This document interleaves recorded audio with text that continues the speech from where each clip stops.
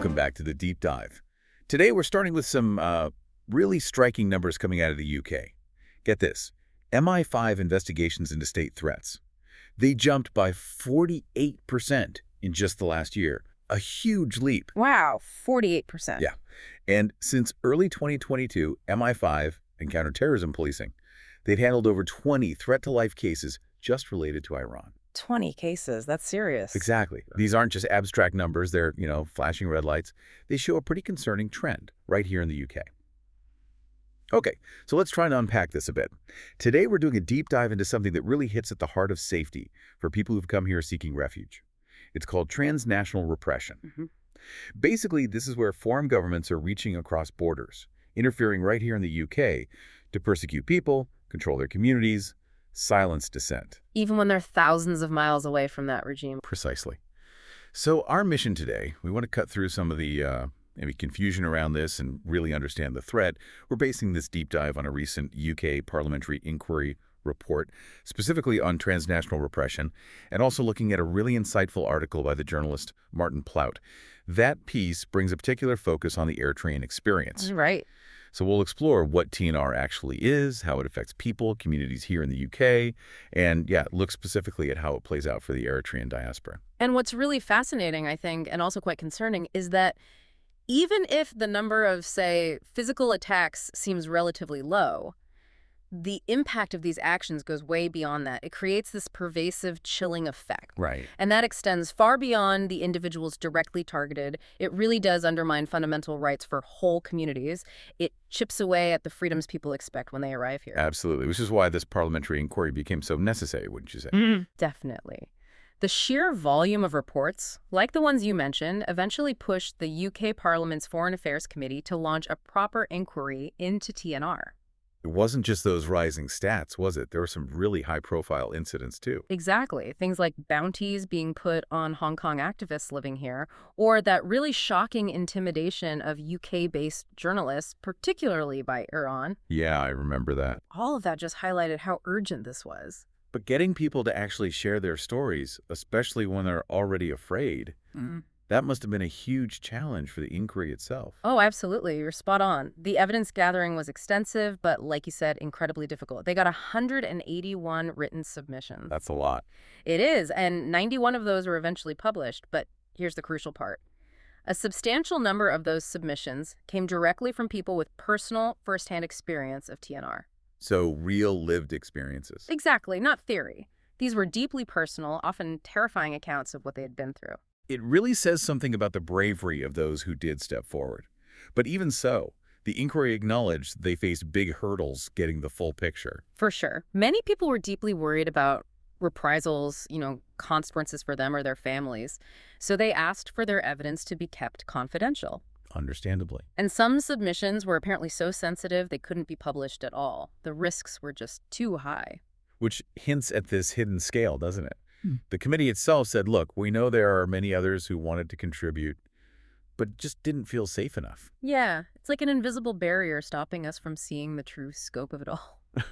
And this actually brings us to a really important point about what the report tried to do.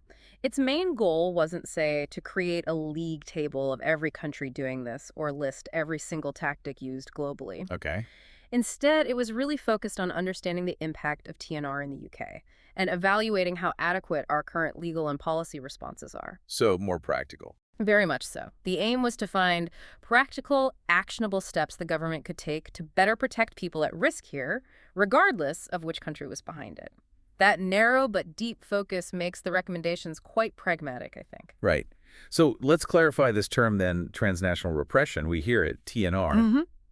But what exactly is it? Why is it so insidious? Well, there isn't one single universally agreed definition, which is part of the challenge. Okay. But generally, it's understood as state-directed crimes or actions against individuals that happen outside the territory of the state doing it.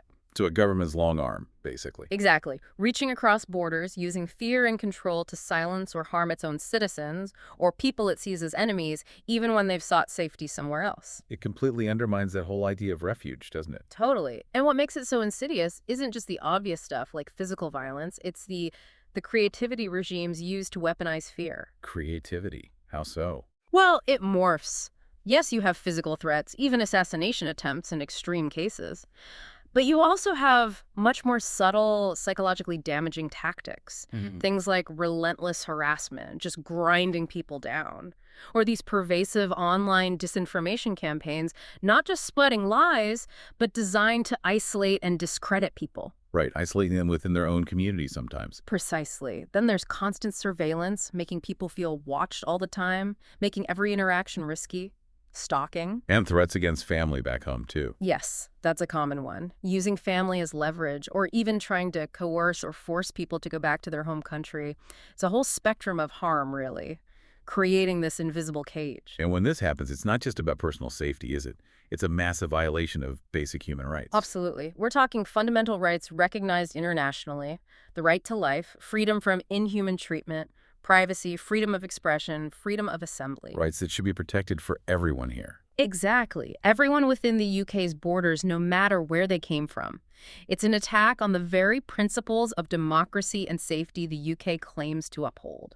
You mentioned the chilling effect earlier. Let's explore that a bit more, because the number of, say, official police reports might seem low, but the impact is wider. That's right. This is crucial to grasp. The chilling effect isn't just about the direct victims. The fear of retaliation spreads, like ripples through entire communities. So people get scared even if they haven't been targeted themselves. Exactly. They see what happens to others, or they just fear the reach of their home government, and they self-censor. They stop engaging in political discussion, maybe avoid community events, don't participate in public life, or just keep quiet about dissenting views. Oh, Someone quoted in the inquiry put it really powerfully. This kind of repression doesn't just control people, it isolates them. It breaks apart communities. that's incredibly powerful. It isolates them. Yeah. And this silent spread of fear means the true scale of TNR is almost certainly way underestimated. Partly because it's underreported, but also because so much of it is covert, hard to prove, leaves little trace. Now, we've talked quite broadly, but the report did highlight some very specific examples, Yeah. particularly concerning one community, right? Yes. This is where it gets, as you say, really interesting and tragically specific. While the inquiry found evidence of TNR from various states, China, Russia, Iran were mentioned, No. a substantial number of submissions, according to the report, were personal accounts of TNR perpetrated by Eritrea. Eritrea. So that diaspora community has faced really significant specific challenges here. It seems so. If we connect this back to how specific states use this power, the sources detail some very particular and frankly disturbing tactics used by the Eritrean government against its diaspora right here in the UK. Such as Well, one method that came up repeatedly was the use of state-sponsored festivals. festivals, like cultural events. On the surface, yes. But according to the evidence submitted, these events were allegedly used as mechanisms for surveillance, for intimidation, and for exerting control over Eritreans living here. So not just a celebration then. Apparently not always. Imagine going to what should be a community gathering, but feeling watched, feeling pressured, knowing your attendance or lack of it might be noted and reported back. It creates this underlying dread. That's chilling. And it wasn't just monitoring at these events, was it? There was something about a tax. Yes, that's another key tactic highlighted. Intense coercion to force payment of a 2% on diaspora tax to the Eritrean government. Tax levied on people living here. Yes. And the evidence suggests it's not exactly voluntary. There's immense pressure, often targeting people who are already vulnerable, adding this extra layer of economic and psychological strain. What happens if people refuse to pay? Well, the consequences can be severe. This was noted by the UN Special Rapporteur on Eritrea, that's an independent UN human rights expert, so their findings carry weight.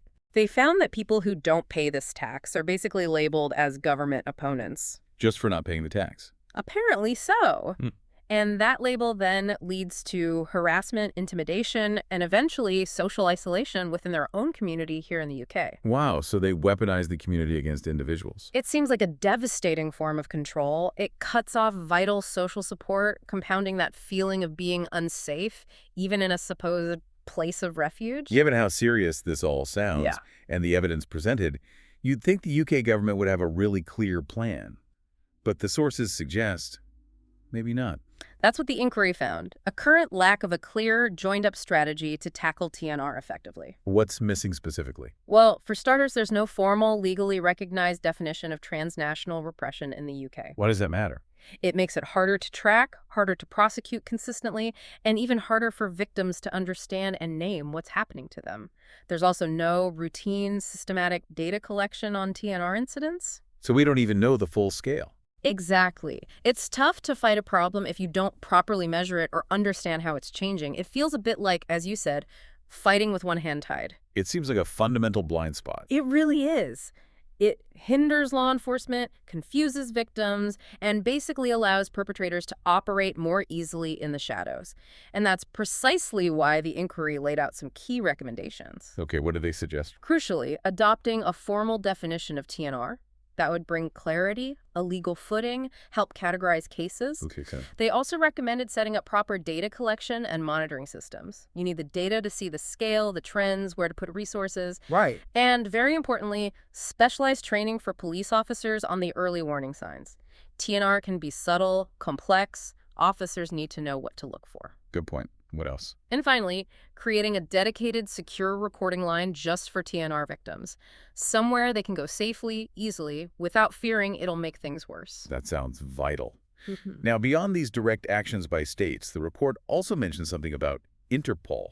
Yes, broader concerns about the misuse of Interpol systems, specifically red notices. Red notices, aren't they for serious criminals?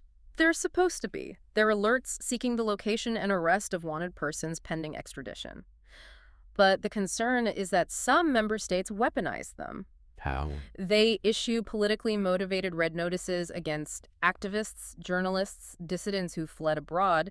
It basically turns an international policing tool into another way to harass and restrict people, another form of TNR. So Interpol itself gets misused. That's the allegation, yes. And that's why the inquiry strongly urged the UK government to push Interpol for reforms to tackle serial abusers of the system. What else could the UK do about these notices? They proposed a mechanism where the Home Office or the National Crime Agency could proactively alert someone here if they believe a red notice against them is politically motivated. Oh, like a heads up? Exactly. A vital warning, giving them a chance to prepare, get legal advice, protect themselves before they potentially get detained somewhere. That could make a huge difference. It could. Ultimately, the report stresses TNR isn't just a UK issue. It's a serious global threat. It needs urgent, coordinated international action. It should be higher up the agenda, even at the UN. It's a challenge to basic human rights and the sovereignty of countries offering refuge. Right. So there we have it, a deep dive into this really complex and often hidden issue of transnational repression here in the UK. We've seen how this parliamentary inquiry has shone a light on the insidious ways it works, the specific tactics used, especially impacting the Eritrean community, and highlighted this urgent need for the UK to step up its response. Absolutely. And I think what this deep dive really shows is that while the UK aims to be a safe haven, for many people, the reality of transnational repression means that safety is constantly under threat, constantly undermined. That chilling effect we talked about. It's subtle, yes, but it's such a powerful form of control. It undermines the very freedoms people came here seeking. It turns that place of refuge into just another place where they have to look over their shoulder. It really does. And this whole discussion, I think, raises a pretty important question for you, our listener, to think about.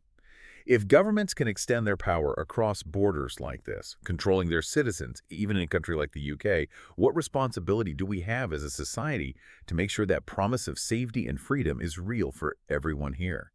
What steps, maybe beyond these official recommendations, could truly empower people to speak out without fear and fully claim the sanctuary they deserve? Something to consider.